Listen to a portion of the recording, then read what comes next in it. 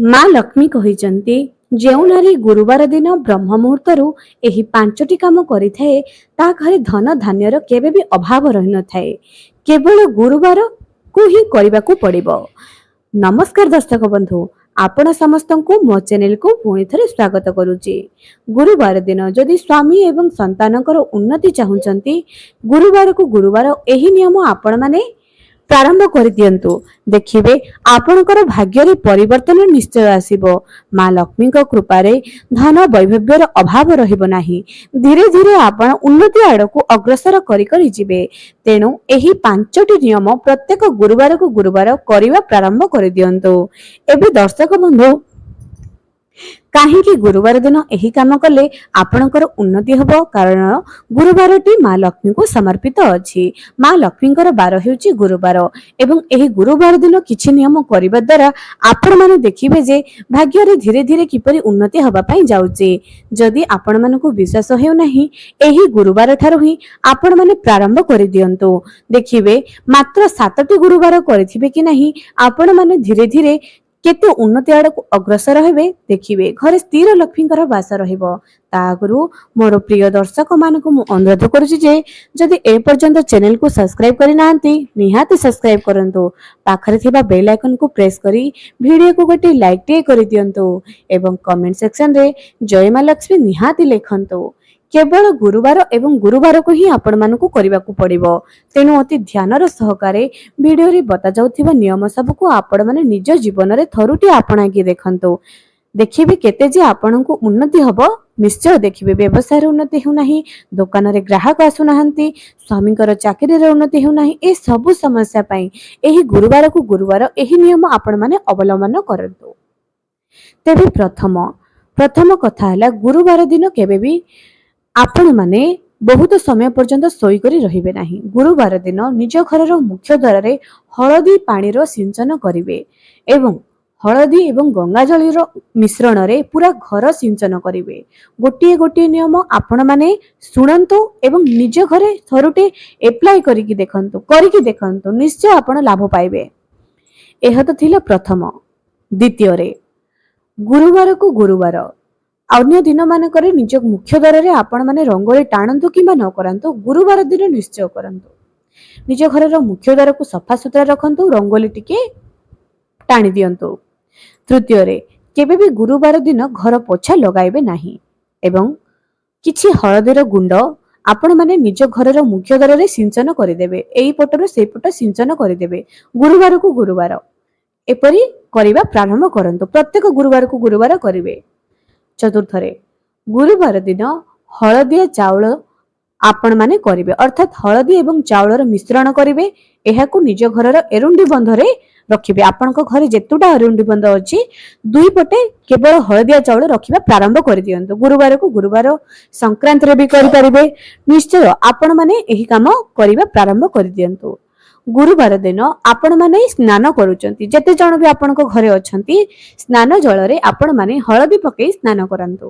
ଏହା ଦ୍ୱାରା କ'ଣ ହୋଇଥାଏ ନା ବୃହସ୍ପତି ମଜବୁତ ହୋଇଥାଏ ଏବଂ ଆପଣଙ୍କର କ'ଣ ହବ ନା ମା ଲକ୍ଷ୍ମୀଙ୍କର କୃପାରେ ଆପଣଙ୍କର ଜୀବନରେ ଉନ୍ନତି ନିଶ୍ଚୟ ହେବ। ଗୁରୁଗ୍ରହ ମଜବୁତ ହେବ, ଆପଣଙ୍କର ଭାଗ୍ୟରେ ଉନ୍ନତି ଆସିବ। ଷଷ୍ଠରେ, ଆପଣମାନେ କ'ଣ କରିବେ ନା ଗୁରୁବାର ଦିନ ଆପଣମାନେ କ'ଣ କରିବେ ନା 10 ଟଙ୍କିଆ ନୋଟ ନେବେ। କିଛି 10 ଟଙ୍କିଆ ନୋଟ ନେବେ। ଏହାକୁ ଆପଣଙ୍କର ତିଜୋରିରେ ଯେଉଁଠାରେ ଆପଣ ଟଙ୍କା ରଖୁଛନ୍ତି, ପ୍ରତ୍ୟେକ ଗୁରୁବାରକୁ ଗୁରୁବାର 10 ଟଙ୍କିଆ ନୋଟ ରଖିବା ପ୍ରାରମ୍ଭ କରିଦେବେ। ଯେମିତିକି ଏହି ଗୁରୁବାର ଆପଣ 3ଟି 10 ଟଙ୍କିଆ ନୋଟ ରଖିଲେ କିମ୍ବା ଗୋଟିଏ 10 ଟଙ୍କିଆ ନୋଟ ରଖିଲେ, ତାହାକୁ ଗୋଟିଏ ରବର ଗୁଡ଼ାଇ କରି ରଖିବେ। 10 ଟଙ୍କିଆ ବଣ୍ଡଲ ଯେତେ ଦିନ ଯାଏ ନ ହେଇଛି, ପ୍ରତ୍ୟେକ ଗୁରୁବାରକୁ ଗୁରୁବାର ହିଁ ରଖିବେ। ଅର୍ଥାତ୍ ଏହି ଗୁରୁବାର 2ଟା ରଖିଲେ, ପୁଣି ତା ଗୁରୁବାରେ ଆପଣ ଆରେଞ୍ଜ କରିଥିବେ 10 ଟଙ୍କିଆ ନୋଟ ପୁଣି ରଖିବେ।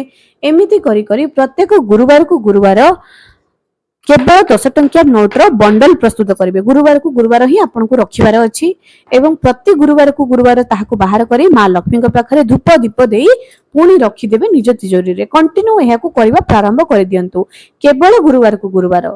ଏମିତି କଲେ ଯେତେବେଳେ ସେହି 10 ଟଙ୍କିଆ ବଣ୍ଡଲ ପୁରା ଅଧିକ ହୋଇଯିବ ଏହାକୁ ନିଜ ପାଇଁ କିମ୍ବା ନିଜ ସ୍ୱାମୀଙ୍କ ପାଇଁ ଆପଣ ମାନେ ଖର୍ଚ୍ଚ କରିବେ। ନିଜ ପାଇଁ ଖର୍ଚ୍ଚ କରିଦିଅନ୍ତୁ, ଚୁଡ଼ି କିଣି ଦିଅନ୍ତୁ, ଯାହା ବି ନିଜର କସ୍ମେଟିକ୍ କିଣି ଦିଅନ୍ତୁ, କିନ୍ତୁ ଖର୍ଚ୍ଚ କରିଦେବେ। ପୁଣି ଆଉ ଥରେ 10 ଟଙ୍କିଆ ବଣ୍ଡଲ ବା 10 ଟଙ୍କିଆ ନୋଟ ରଖିବା ପ୍ରାରମ୍ଭ କରିଦେବେ। ଏହି ନିୟମ ଆପଣ ଲଗାତାର କରନ୍ତୁ। ଯେଉଁମାନେ କହୁଛନ୍ତି ଯେ ଟଙ୍କାରେ ଉନ୍ନତି ହେଉନାହିଁ, ଘରେ ବା ସ୍ୱାମୀଙ୍କର ଟଙ୍କାରେ ଉନ୍ନତି ହେଉନାହିଁ, ଚାକିରିରେ ପ୍ରମୋସନ ହେଉନାହିଁ, ଯାହା ବି ଟଙ୍କା ଜନିତ ସମସ୍ୟା ଆପଣ ପଡୁଛି ତାହା ନିଶ୍ଚୟ ଦୂର ହବ। ତାପର ଦିନ ଗୁରୁବାର ଦିନ ଆପଣ ସକାଳୁ ସକାଳୁ ଏହି କାମ କରିବେ। କିଛି ଚାଉଳ ନେବେ। ଆପଣଙ୍କ ଘରେ ଯେତେ ଜଣ ସଦସ୍ୟ ଅଛନ୍ତି ଗୋଟାଏ ମୁଠି ଚାଉଳ ସମସ୍ତେ ଧରିବେ। ଆପଣ ନ ଗାଧେଇକି ବି ଏହି ଉପାୟ କରିପାରିବେ। ଗୋଟାଏ ମୁଠି ଚାଉଳ ସମସ୍ତେ ଗୋଟିଏ ପ୍ଲେଟରେ ରଖିବେ। ଏହାକୁ ହଳଦୀ ଗୁଳାଇ ଦେବେ। ପୁଣି ଗୋଟାଏ ମୁଠି ସମସ୍ତେ ଛୁଇଁ ଛୁଇଁ କରି ସେହି ପ୍ଲେଟରେ ରଖିବେ। ଗୋଟାଏ ମୁଠି ସମସ୍ତଙ୍କର ଡାହାଣ ହାତରେ ଗୋଟାଏ ମୁଠି ଲେଖାଏ ରଖିବେ। ଯେତେବେଳେ ଘରେ ଯେତେ ଜଣ ବି ସଦସ୍ୟ ଥିବ ଗୋଟାଏ ମୁଠି ହଳଦିଆ ଚାଉଳ ଏମିତି ଆପଣ ରଖିବେ। ତାହାକୁ ନେଇକରି ଯେଉଁଠାରୁ ପକ୍ଷୀମାନେ ଅଛନ୍ତି ସେଠି ଖାଇବା ପାଇଁ ଦେବେ। ପ୍ରତ୍ୟେକ ଗୁରୁବାରକୁ ଗୁରୁବାର ସକାଳ ସମୟରେ ଆପଣ କରିବେ। ଏହା ଦ୍ୱାରା ଆପଣ ମାନେ ଦେଖିବେ ଯେ ଆପଣଙ୍କର ନିଶ୍ଚୟ ଭାଗ୍ୟରେ ଉନ୍ନତି ହବ। କିଏ କହିପାରିବ କାହା ଭାଗ୍ୟରେ ଟଙ୍କାର ଯୋଗ ଥିବ? ଅର୍ଥାତ୍ ଦେଖନ୍ତୁ, ଯେତେବେଳେ ଘରକୁ ଗୋଟିଏ ଝିଅଟିଏ ଜନ୍ମ ହୁଏ କିମ୍ବା ବହୁଟିଏ ଆସେ କିମ୍ବା ନୂଆ ଅତିଥିଟିଏ ଆସେ, ଆମେ କହିଥାଉ ଇଏ ଲକ୍ଷ୍ମୀ ସ୍ୱରୂପା। କାହିଁକି କହିଥାଉ? କିଛି ନା କିଛି ତ ଗୁଣ ଥିବ। ସେମିତି ଆମ ଘରେ ଯେତେ ଜଣ ବି ସଦସ୍ୟ ଅଛନ୍ତି, କିଏ କହିପାରିବ କାହା ହାତରେ ବା କାହା ଭାଗ୍ୟ ପାଇଁ ଆମର ଉନ୍ନତି ହବ? ଆଶା କରୁଛି ଆପଣ ମାନେ ବୁଝି ସାରିଥିବେ। ତେଣୁ ଏହି ଉପାୟ ପ୍ରତ୍ୟେକ ଗୁରୁବାରକୁ ଗୁରୁବାର ସକାଳ ସମୟରେ କରନ୍ତୁ। ନିଶ୍ଚୟ ଭାଗ୍ୟରେ ଉନ୍ନତି ହବ। କୌଣସି ଏକ ଶୁକ୍ଳ ପକ୍ଷର ଗୁରୁବାର, ଯେମିତିକି ଏବେ ଶୁକ୍ଳ ପକ୍ଷ ଚାଲିଛି, କାଲିକି ଗୁରୁବାର। ଆପଣ ମାନେ କଣ କରିବେ? ଏହି ଗୁରୁବାର ଦିନ 16 ଥର କନକଧାରା ସ୍ତୋତ୍ରମ୍ ପଢିବେ। 3ଟି ଗୁରୁବାର, କୌଣସି ଏକ ଶୁକ୍ଳ ପକ୍ଷ ଗୁରୁବାରରୁ ଆରମ୍ଭ କରି ଗୁରୁବାରକୁ ଗୁରୁବାର 3ଟି ଗୁରୁବାରରେ 16 ଥର କନକଧାରା ସ୍ତୋତ୍ରମ୍ ପଢିବେ। 16 ଥର ନିର୍ଭୁଲ ଭାବରେ ମା ଲକ୍ଷ୍ମୀଙ୍କ ସାମ୍ନାରେ ବସିକରି କନକଧାରା ସ୍ତୋତ୍ରମ୍ ପଢିବେ। ଏହା ଦ୍ୱାରା ଆପଣଙ୍କର କରଜ ସମସ୍ୟା ଦୂର ହବ ଏବଂ ମା ଲକ୍ଷ୍ମୀଙ୍କର ଆଶୀର୍ବାଦ ରହିବ। ଆପଣ ସକାଳ ସମୟରେ କରନ୍ତୁ କିମ୍ବା ରାତ୍ରି ସମୟରେ, ସନ୍ଧ୍ୟା ସମୟରେ କରନ୍ତୁ। 3 ଥର ଆପଣଙ୍କୁ କରିବାକୁ ପଡିବ। 3ଟି ଗୁରୁବାର, ମାତ୍ର 3ଟି ଗୁରୁବାର ଆପଣଙ୍କୁ ମା ଲକ୍ଷ୍ମୀଙ୍କ ସାମ୍ନାରେ ବସିବାକୁ ପଡିବ। ପଦ୍ମ ଫୁଲ କିମ୍ବା ଲାଲ ଫୁଲ, ହଳଦିଆ ଫୁଲ ଯାହା ବି ଆଭେଲେବଲ ଥିବ। ମାଙ୍କୁ ପଦ୍ମ ଫୁଲ ବହୁତ ପ୍ରିୟ ଅଟେ ଏବଂ ମାଙ୍କୁ ଆପଣ ଦୁବ ଦେଇପାରନ୍ତି, ବେଲପତ୍ର ଦେଇପାରନ୍ତି, ଅଁଳା ପତ୍ର ଦେଇପାରନ୍ତି। ମାଙ୍କୁ କିଛି ମିଠାର ଭୋଗ ଦେଇପାରନ୍ତି। ଧୂପ ଦୀପ ନୈବେଦ୍ୟ ଦେଇକରି ମାଙ୍କ ପାଖରେ ବସିବେ। ମା ଏବଂ ଆପଣ ହଳଦିଆ ବସ୍ତ୍ର ପିନ୍ଧିବେ। ଉତ୍ତର ମୁହଁ କରି କିମ୍ବା ପୂର୍ବ ମୁହଁ କରି 16 ଥର କନକଧାରା ସ୍ତୋତ୍ରମ୍ ପାଠ କରିବେ। ଆପଣ ମାନେ ତ ଜାଣିଥିବେ ଯେ ଶଙ୍କରାଚାର୍ଯ୍ୟ ଗୋଟିଏ ଗରିବ ବ୍ରାହ୍ମଣୀଙ୍କ ଘରକୁ ଯାଇଥିଲେ ଭିକ୍ଷା ମାଗିବା ପାଇଁ। ଯେତେବେଳେ ତାଙ୍କ ପାଖରେ କିଛି ବି ନଥିଲା, ଗୋଟିଏ ଅଁଳା ବୃକ୍ଷରେ ଗୋଟିଏ ମାତ୍ର ପଚା ଅଁଳାଟି ଥିଲା। ତାହାକୁ ଆଣିକରି ଶଙ୍କରାଚାର୍ଯ୍ୟଙ୍କୁ ଦେଲେ। ଶଙ୍କରାଚାର୍ଯ୍ୟ ତାଙ୍କ ଦୁଃଖ ଦେଖି ପାରିଲେନି। ସେତେବେଳେ ସେ କନକଧାରା ସ୍ତୋତ୍ରମ୍ର ପାଠ କରିଥିଲେ ଏବଂ ସେହି ସମୟରେ ମା ଲକ୍ଷ୍ମୀ ପ୍ରସନ୍ନ ହୋଇକରି ସୁନାର ଅଁଳାର ବର୍ଷା କରିଥିଲେ। ଆଶା କରୁଛି ଏହି କାହାଣୀଟି ଆପଣ ମାନେ ନିଶ୍ଚୟ ଶୁଣିଥିବେ। ତେଣୁ ଯଦି ଆପଣ ମାନେ ସୁନା ପାଇଁ ବହୁତ ମହିଳା ଖୁସି ହୋଇଥାନ୍ତି, ସୁନା ପିନ୍ଧିବା ପାଇଁ, ସୁନା କିଣିବା ପାଇଁ, ଏହି ଉପାୟ କରନ୍ତୁ। ନିଶ୍ଚୟ କରନ୍ତୁ ଆଜ୍ଞା। ଭାଗ୍ୟରେ ଯଦି ଉନ୍ନତି ନ ହେବ ନା, ଆପଣ ମାନେ ହିଁ କହିବେ ନିଶ୍ଚୟ ହେବ। 16 ଥର ପ୍ରତି ଗୁରୁବାରକୁ ଗୁରୁବାର, ମାତ୍ର 3ଟି ଗୁରୁବାର ଏହି ଉପାୟଟି କରନ୍ତୁ। ନିଶ୍ଚୟ ଆପଣଙ୍କର ଲାଭ ପ୍ରାପ୍ତ କରିବେ। ଯେକୌଣସି ବି ଗୁରୁବାରରେ ବା ଶୁକ୍ଳପକ୍ଷ ଗୁରୁବାରରେ ଆରମ୍ଭ କରନ୍ତୁ। ତାପରେ ନିୟମଟି, ଗୁରୁବାର ଦିନ ଅଁଳା ବୃକ୍ଷ ଏବଂ ବେଲ ବୃକ୍ଷର ପୂଜା କରନ୍ତୁ। ତା ସହିତ କଦଳୀ ବୃକ୍ଷରେ ଗୋଟିଏ ତମ୍ବା ଢାଳରେ କିସମିସ୍ ପକାଇ ଦିଅନ୍ତୁ। ଘରର ପ୍ରତ୍ୟେକ ସଦସ୍ୟ ଜଳ ଅର୍ପଣ କରନ୍ତୁ। ଏହା ଦ୍ୱାରା ଭାଗ୍ୟରେ ଉନ୍ନତି ଆସିଥାଏ। ନିଶ୍ଚୟ ଆପଣଙ୍କର ଟଙ୍କା ଜନିତ ସମସ୍ୟା ଦୂର ହୋଇଥାଏ। କରନ୍ତୁ ଆଜ୍ଞା। ଯଦି ଆପଣ ମାନେ ଫଳପ୍ରଦ ନ ହେବେ ତାହେଲେ କହିବେ। ଆଉ ଗୋଟେ ନିୟମ, ଗୁରୁବାର ଦିନ ଆପଣ ମାନେ କଣ କରିବେ?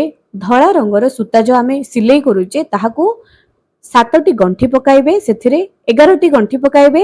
ହଳଦୀ ପାଣିରେ ଗୁଡାଇ ଦେବେ। ତାହାକୁ କଣ କରିବେ? 7ଟି ଏମିତି 7ଟି ବାହାର କରିବେ। ତାହାକୁ କଦଳୀ ବୃକ୍ଷରେ ବାନ୍ଧିବେ। ସକାଳୁ ଏହି ଉପାୟଟି କରିବାର ଅଛି। କଞ୍ଚା କ୍ଷୀର, ଗାଈର କଞ୍ଚା କ୍ଷୀର ନେବେ। ଏହାକୁ ତୁଳସୀ ମୂଳରେ ରୂପାର ଢାଳ ବା ରୂପାର ଜିନିଷରେ ବା ରୂପାର ବାଉଲରେ, ରୂପାର କଟୋରୀରେ ଏହାକୁ ନାରାୟଣଙ୍କର ଏବଂ ଲକ୍ଷ୍ମୀ ନାରାୟଣଙ୍କୁ ସ୍ମରଣ କରି ଆପଣମାନେ କଣ କରିବେ? ଯେଉଁ କଞ୍ଚା କ୍ଷୀର ଆପଣ ତୁଳସୀ ମୂଳରେ ଲକ୍ଷ୍ମୀ ନାରାୟଣଙ୍କୁ ସ୍ମରଣ କରି ଢାଳିଥିବେ, ସେହି କଞ୍ଚା କ୍ଷୀର ଯେତେବେଳେ ତୁଳସୀ ମୂଳରେ ପଡିବ ତାହାକୁ ସାଙ୍ଗେ ସାଙ୍ଗେ ତିଲକ କରାଇବେ ଏବଂ ଘରର ପ୍ରତ୍ୟେକ ସଦସ୍ୟ ତାହାକୁ ତିଲକ କରି ଲଗାଇବେ। ଏହା ଦ୍ୱାରା ଗରିବୀ ସମସ୍ୟା ଦୂର ହୋଇଥାଏ, ମା ଲକ୍ଷ୍ମୀଙ୍କର କୃପା ପ୍ରାପ୍ତ ହୋଇଥାଏ। ଦର୍ଶକ ବନ୍ଧୁ, ଗୁରୁବାର ଦିନ ଏହି ନିୟମ ଥରୁଟିଏ ପାଳନ କରନ୍ତୁ, ସବୁ ଯାକ କରନ୍ତୁ। ନିଜର ଅନୁଭୂତିରେ କହୁଛି, ଏ ସବୁ ଆପଣମାନେ ନିଜ ଜୀବନରେ କରନ୍ତୁ, ନିଶ୍ଚୟ ଉନ୍ନତି ହବ। ଥରୁଟିଏ ଆପ୍ଲାଏ କରିକି ଦେଖନ୍ତୁ, ଆପଣଙ୍କର ଭାଗ୍ୟରେ ସୁଧାର ନିଶ୍ଚୟ ଆସିବ। ଆଜି ପାଇଁ ରହୁଛି, ପୁଣି ଦେଖା ହେବ ଆଗାମୀ ଏକ ସୁନ୍ଦର ଭିଡିଓରେ।